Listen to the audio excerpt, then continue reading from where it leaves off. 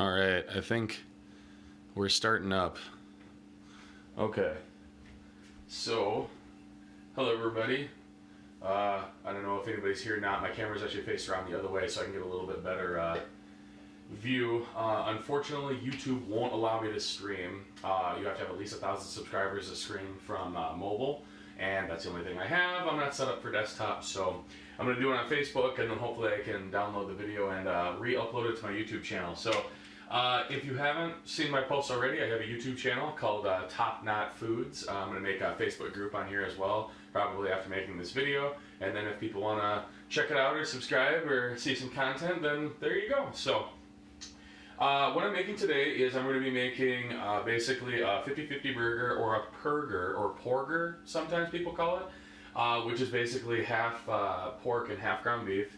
And then I'm going to be doing that as kind of like a California style burger. So it's going to be avocado, kind of a guacamole blend on top with some American cheese, and we got Tsukemono, which is Japanese day pickles, some fresh, we call it pickled onions, and then a little bit of bacon and stuff in the burger. So I just cleaned my stove again, and that means that my stove is going to smoke a little bit, so I apologize. Unfortunately, again, I don't have any ventilation in this kitchen, so hopefully it won't get so bad you can't see me. So I'm just going to heat up my pan right now. I'm going to turn my oven on, and we're going to set the broiler on, because what we're going to do is we're going to make basically a burger that we're going to sear and broil. So kind of like cooking a steak at home. This is a really, really good way to make burgers. Some of the best burgers in the country are all made on like flat tops. And that's because when you cook on a grill, you do get those char lines and you get a nice crust, but usually people cook it too quick, or it's raw in the middle, or they cook it too long and it's overcooked, and a lot of times those flare-ups from like a good fatty burger will cause it to just turn into like a charcoal brick. So like the old Calvin and Hobbes havoc, favorite thing about dad cooking is they may be black on the outside and raw on the inside, but at least they got that good old tasty flavor of what's it called, lighter fluid. So anyway, all right. So first off, I have here some ground pork and some ground beef. The ground pork is just a butt that I ground, and then the beef on top here is a blend. Whenever I do ground beef, I like to do like 4 different kinds. I usually do like a little bit of strip loin, a little bit of brisket, just probably like 50% chuck, and then some ribeye as well. And you want some fattier cuts. If you don't grind your own meat, or you don't want to, or you don't want to pay that much for a burger, go and get the highest fat quality that you can.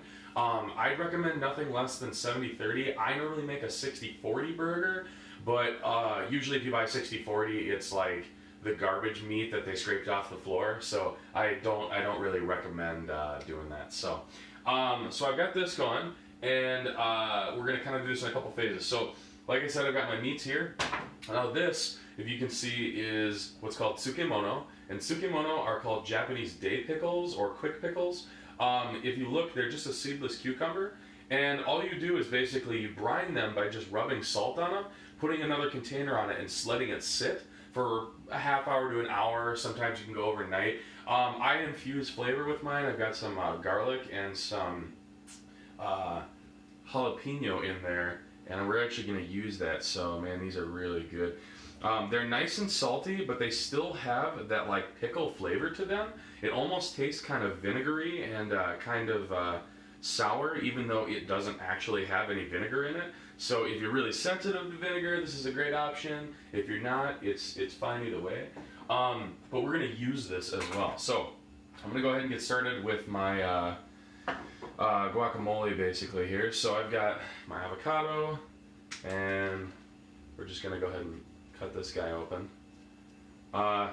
Just cut it down the middle. Little trick if you don't know it. You just go ahead and cut into this, and then you just turn, and it pops right off. So super nice. And then I learned this when I was in Eau Claire when I was going to college. I lived right behind El Patio that used to be on Water Street. I mean, literally right behind it. And I used to go over there almost every single day. And Jaime, little shout out to him, one of the chefs there, I think he's back working there now, showed me a lot of cooking, how to break down butts and stuff like that, but he also showed me this really awesome method for doing avocado. So you just cut like a dice all along the bottom there, And then when you want to do it, it's great to just eat like that.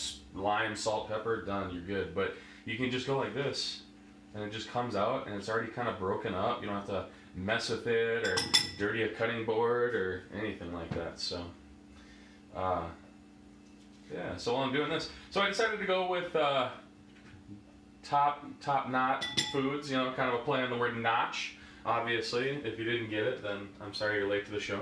But you know, it's kind of fun. I've got the man bun going, and I figure I might as well own it up, you know, and have some fun. So that was basically just, you can kind of see, I've got some really finely chopped red onions. I love red onions raw. They're really good cooked and pickled, but they're amazing raw. And then I've got some really finely chopped up cilantro and a little bit of chopped up garlic in here. And then I'm going to take a little bit of this, which is that jalapeno, and a little bit more garlic. And I want some of the liquid from that, because that's basically just salt water. And it's really good. It kind of has that like grassy cucumber-y flavor, you know, that you get when you put like cucumber in water.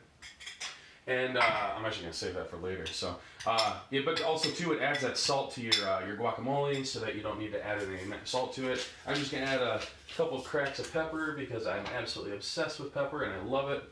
And then last but not least, got my lime. Always roll your lime ahead of time. Haha, it rhymes. And then we're just going to take a whole lime and squeeze that in. Apparently these limes are a little dry. Alright. So the reason I decided to do burgers was because I looked outside and I was like, oh man, it's going to be super nice outside. There's like no juice in these. And you know, and it's all nice and sunny like classic Wisconsin tends to be, and just like classic Wisconsin, you look out and it's freaking cold. It's colder than all hell. There we go. And you know, I was like, man, I really wanted to go out. It was going to be a great day to, like, you know, throw some discs, or, you know, maybe, you know, barbecue something or whatever. And it's, you know, colder than hell out. So I was like, well, never mind. I'm just going to leave that. So, all right, now, so I was like, you know what? I'm gonna make my burgers inside, and why not? It's absolutely delicious. It's super fun to do. You know, a lot of people have never done it or don't know how to do it, so I was like, yeah, why not? A little bummed I can't get the YouTube video streaming, but hey, you know, I guess I'll just have to make such good content that I get 1,000 subscribers. Alright, so I'm going to let this little sit up a little bit. It's going to kind of break down from the salt and the lime, and that way we can make it into like an actual paste. Worst comes to worst, we can use the whisk on it. So, other thing I'm going to get started right away is my quick pickles. I saved this for you guys to see, and basically it's just really, really thinly cut. I don't know if you can kind of see that. Really thinly cut red onion. And I'm just basically going to go ahead and pour some red wine vinegar in here. Just enough to basically like barely cover it. And what it's going to do is, the red wine is kind of a little bit of a sweeter flavor, but it has that nice like vinegary sour flavor, and it's going to play on with everything else. So we're going to do that and have that sitting there waiting. And then, so right here, this is a aioli, which the only difference between aioli and mayonnaise is aioli is made with olive oil usually, and mayonnaise is usually made with canola oil or vegetable oil. So this is olive oil with an egg, and then lemon, and then I did some ground up garlic, and the only other thing that I put in there was some hot mustard. I love this brand of mustard. It's S&B, Hot Oriental Mustard. It's absolutely great. You only need a tiny bit of it, but it has just a little tiny kick. And then I took a quarter of a bell pepper and just broiled it, got it nice and hot and kind of black, waited for it to cool down, and it was soft, and blended it up with my aioli, and that's how I got that beautiful color and fantastic flavor. So, alright, we've got all this going. Now we're going to go ahead and use the rest of our jalapeno and garlic here. We're going to just put that in with our ground beef. And then this is some bacon that I trimmed up. I just cut it up really, really fine. I like to buy the end pieces. They're super cheap and there's a ton of fat on them. They're great for rendering and stuff. But I just threw these in the oven and broiled them, or you can bake them if you want to for a little while. And they get nice and like crispy or whatever. We're going to throw that in there. And then a lot of our stuff on our food today is going to have salt in it, but we want to add salt just to kind of help things, but we don't want to add too much. So we're just going to do a couple twists, and then of course we got to add that awesome pepper. Get that going. And I'm going to mix this together. So when you mix it together, especially after a fresh grind, or even if you buy it in the store, I guess, it's going to be pretty dense, and that's kind of what we want. We want like a nice dense burger. That way we can get that like, you know, nice crispy on the outside and still kind of moist and pink on the inside. I mean, I like my burgers almost raw, but I know a lot of people don't like that, so but this kind of allows you to do both if you really want to. So alrighty, so we've got that all kind of mixed together, and you can see we've got it kind of spread evenly throughout it. Now, if you're doing these at home and you don't want bacon, you don't want garlic, you want, you know, fresh thyme and some sage, or, you know, anything like that, you can do that. It's really simple. Just basically cook or put whatever you like in your burger on there. A lot of times if I'm making like basic cheeseburgers, especially for like kids and stuff, I will actually go ahead and dice up onions really, really fine and put those in here, because a lot of kids don't like onions. They don't like that acidic kind of sour flavor, and this way they get some of that. Plus, it adds to the flavor of the food. But you know, they kind of quote unquote sneak that in there, but it makes it really, really, really good. So, all right, now we've got. I divided this in half because I'm basically gonna make 2 burgers out of it. I'm only gonna do one for you guys right now, and then the other one I'm gonna make later. So, what I have here is a couple plates and some. What do you call it? Wax paper, and or just parchment paper. And all I'm going to do is I'm basically going to use these as kind of like a burger press. You can do the classic push down, but usually when that happens, the ends fray, and then it's kind of like thick in the middle. And when you cook it, it kind of balloons up into like a big, you know, meat bun, right? And they never really cook on the inside. By the time you get them done, they're hockey pucks. So it's just not very great. So I just put that on the plate. Put this on top, and then if you notice, this has like a little round thing on the bottom. So I'm just going to try and line that up, and I'm going to push down, okay? And you want to push down until it's pretty firm, because again, we want that firm patty, right? So good. Take that off. I'm going to set that over here for now, and if you can see, we got a nice burger. Now again, it seems really thin, but when you cook, this is going to kind of suck up from the sides. Also too, your burger is going to shrink whenever you cook, because there's a lot of fat in here. So we want to make sure that when we're doing them, they're bigger than bun patties. Otherwise, they're not gonna cook all the way. So, all right, just a second here. Wash my hands. Speaking of washing hands, how's everybody doing with the coronavirus? Everybody enjoying their entrapment, or their self-hell, as I like to call it? I think I said this last time, but everybody's complaining. I'm not going to lie, I haven't noticed any difference in my life. I just cook, eat food, and play video games basically all day. Although I have done some more outdoor projects, like making flower beds and stuff, so I guess I got that going. Alright, so my pan. I've got my pan nice and warm. I want it to be really hot. I've got my broiler on. I've got pretty much everything ready to go, okay? So what I'm going to do is pour a little bit of oil in there, get this pretty warm. For those of you that don't know at home, it's always a really, really good thing to make sure your pan is hot, then you add your oil, and then when your oil just is barely about to smoke, that's when you add your other stuff. With thick pans, you can kind of get away without your oil smoking because the pan's going to stay hot and be hot. That's why I use a cast iron all the time.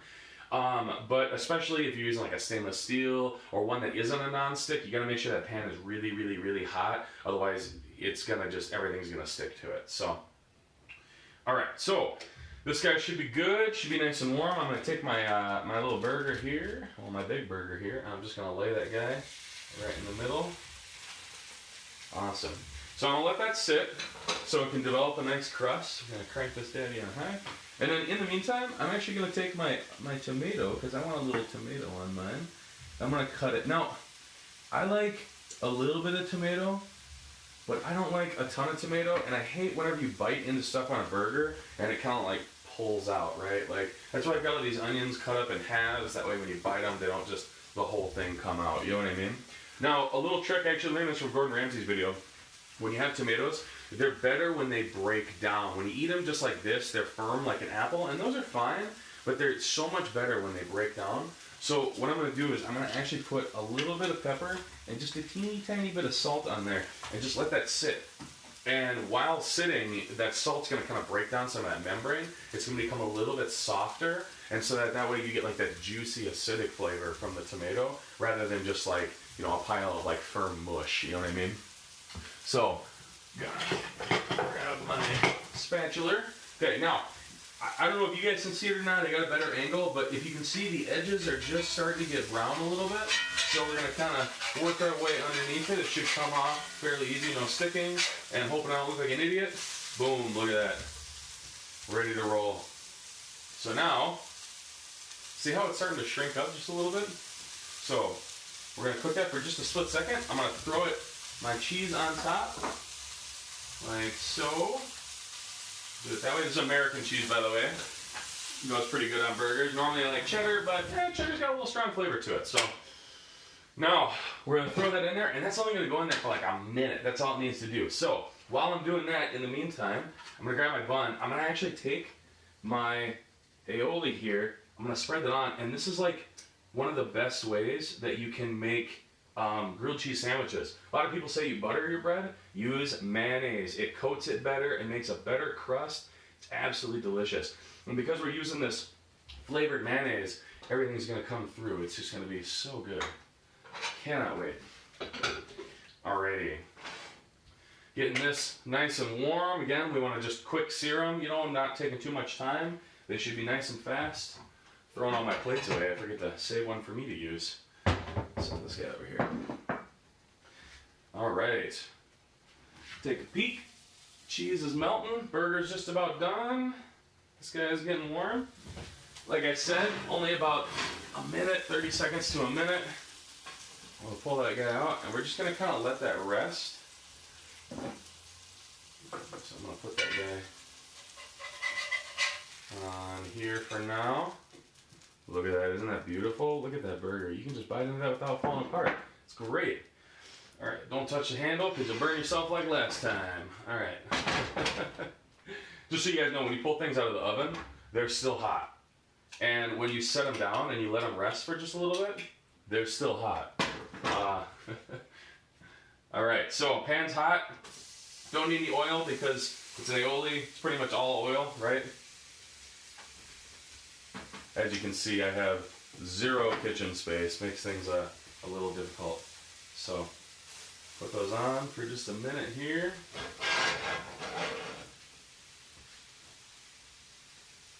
Alright. And then, look at that. See, it's nice and toasted. Nice and toasted. Look at that. Beautiful. Take that off. Alright, now, here's where it comes down. So we've got this, right? And I always start and build from the bottom up. So when you build from the bottom, right, gravity's going to pull all the juices of your burger down to that bottom part. And it's going to make it all drip. And that's why I like a lot of places you go to that have these massive burgers. They like leak. It's just like straight oil on the bottom of your bun. It acts like a sponge. I absolutely hate that. So we've got this guy. We're going to take some of our pickled onions here. Just kind of break those up. Put those on top, just like so, right? And we're going to take our burger, put that beautifully on top, and then last but not least, our guacamole spread. Now, one of the things too, a lot of people assume that when you put a spread on, you have to have like a burger-sized amount of spread. If you do it, when you take a bite, it just goes everywhere. The whole thing just leaks. And we don't want that. We want it to be on every bite. So you just need a spread. You just need a little bit. You don't need a ton. If you want guac on the side so you can eat with your chips, do that. You don't need it falling out of your burger, right? And voila. A beautiful, beautiful 50-50 burger. And if we cut this open, it should be, fingers crossed, it should be. See how I pushed on that and it didn't even come out? Look at that. Look at that. And look at that beautiful pink right in the middle. Only took a little bit of time. There's no time at all. You can see it's dripping. Normally you want to rest for a little bit longer, but you can do it.